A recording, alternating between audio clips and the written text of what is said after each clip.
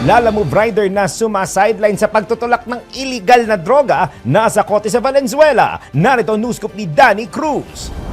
Natimbog ang isang Lalamove rider sa bypass operation ng Station Drug Enforcement Unit ng Police Valenzuela.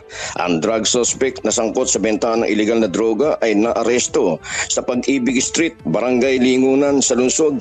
Ayon kay Police Colonel Nixon Cayaban, naikasam bypass operation matapos ang koordinasyon sa PDEA kung saan nagpanggap na buyer ang operatiba ng SDEU at nakumbinsi ang suspect sa transaksyon. Dumating ito sa lugar sakay ng puting motorsiklong Honda Beat na may NB file number na 0401803030. Kinilala ito ni Colonel Cayaban na si Alimuden Soongan alias Junjun, 24 na taong gulang, isang Lalamove rider. Residente ito ng Rawaton Islamic Center sa Carlos Palanca Street sa lungsod ng Maynila.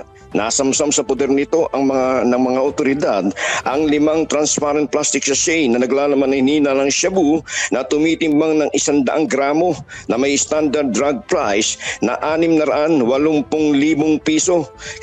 Piska din ng Police Valenzuela ang cellphone na ginamit ni Soongan sa transaksyon, maging ang minamahinaw nitong motorsiklo. Nabawi din ng mga pulis ang ginamit na bypass money sa suspect. Kalaboso na ito sa kasong paglabag sa Section 5 at Section 11 ng Republic Act 9165, possession, distribution at transportasyon ng illegal na droga.